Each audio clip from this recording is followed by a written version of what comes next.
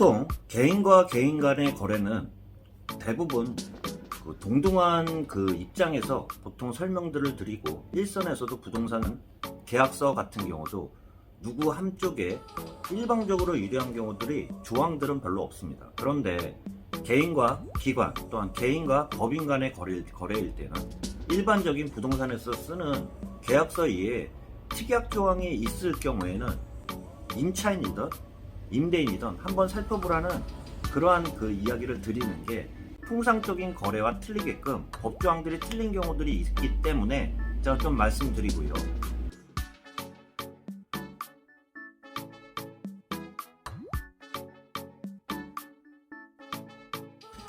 예, 반갑습니다. 부동산 전망하는 남자 골든마우스 인사드립니다.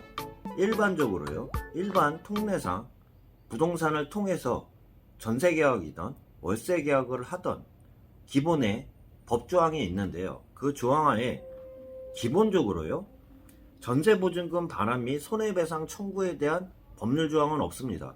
이 입장에서는 정부 기관이나 또한 법인을 상대를 할 때는 제가 초창기 영상에 LH 전세대출, LH 전세임대주택 같은 경우는 임대인한테 되게 불리한 경우도 많고, 일선에서는 저금리에 빌릴 수 있는 이점은 있겠지만 임대인이나 부동산 중개업소 입장에서는 진행이 쉽지 않다고 이야기 드린 이유 중에 하나가, 대표적인 사례 같은 경우는 LH랑 전세를 맺기 때문에요.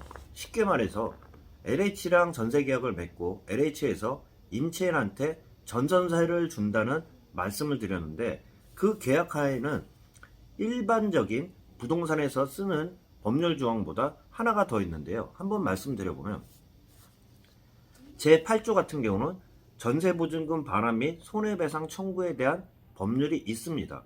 보통 LH 전세를 줬을 때 임대인께서도 이 법률 조항을 대부분 자세히 읽지는 않을 거예요. 그런데 반환할 때 같은 경우는 서면으로 말씀드린다고, 일반인들 같은 경우는 서면으로 통지를 하는 경우들이 거의 없는데, 보통 법인이나 기관들과 전세 계약을 하던 임대차 계약을 했을 때는 서면으로 통지하는 경우들이 대부분 많습니다. 그렇기 때문에 한번 말씀드려보면, 일반 계약과 틀리게끔 LH 전세 대출 같은 경우는, LH 전세 계약 같은 경우는 전세보증금 반환 및 손해배상 청구 등에 대한 법률 조항 제8조가 따릅니다.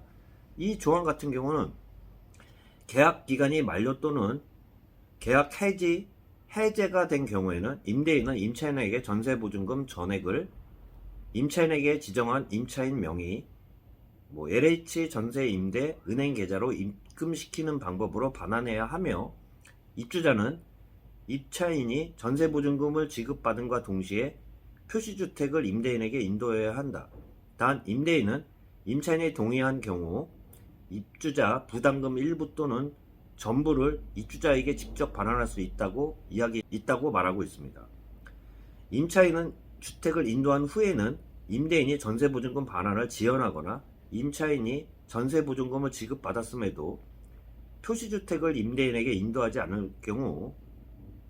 못할 경우 전세보증금에 대해서 연 5%의 비율에 의한 금액을 지연 일수에 따라 상대방에 배상해야 한다는 조항도 있습니다.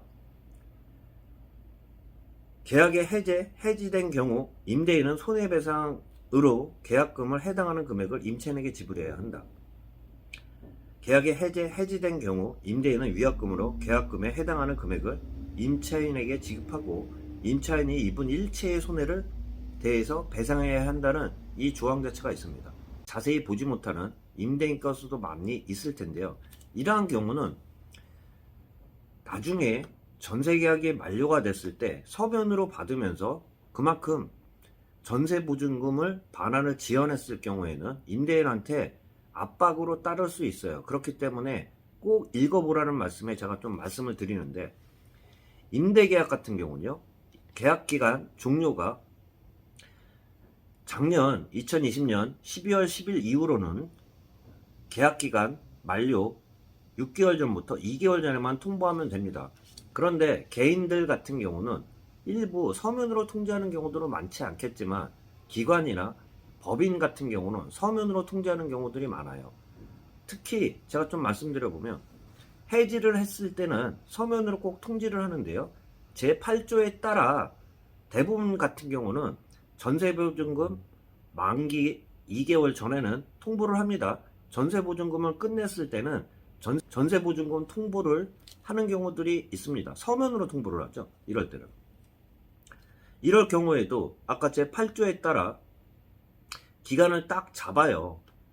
전세 계약에 체결한 기하 소유의 주택에 관해서 계약 종료 예정일인 위 금액, 위 날짜에 전세보증금을 반환해 달라는 채굴을 통보하면서요.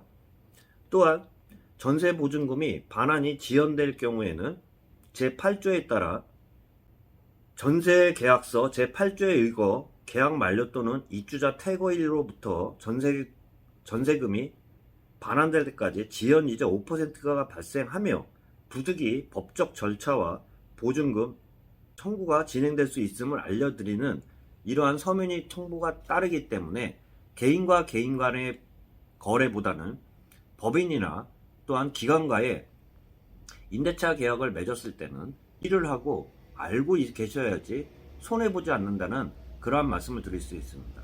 일반적으로요. 일반 거래를 말씀드려보면 계약 만료가 되었어도 보증금을 반환할 수 있는 기간은 3개월까지는 줍니다. 그렇지만 일반 계약 내에서는요. 전세보증금 반환 및 손해배상 청구에 대한 구체적인 사례가 없기 때문에 법에 따라 부동산 관례에 따르겠지만 제가 잠깐 말씀드린 이러한 경우 같은 경우는 제8조 같은 경우가 있는 경우는 이러한 경우에 따라 제8조에 따라 서면으로 통보를 하기 때문에 보증금 반환이 지연될 경우에는 어쩔 수 없이 개인 같은 경우는 법인이나 기관한테 불리할 수밖에 없어요. 그렇기 때문에 꼭 조항에 대해서 살펴보시고요. 살펴보시라는 의미에서 좀 말씀드렸고요. 그렇기 때문에 계약도 쉽지는 않지만 반환할 때 자체도 일반 계약보다는 좀 더 까다로운 조건이기 때문에 LH 전세 계약 같은 경우는 임대인한테 압박으로 다가오는 경우가 있기 때문에 임대인 입장에서도 계약을 하는 경우들이 좀 드물어요. 또한 일선 부동산 사무실 입장에서도 체결이 쉽지는 않다는 말씀 좀 드려보면서 참고하시길 바라겠습니다. 골든마우스였습니다.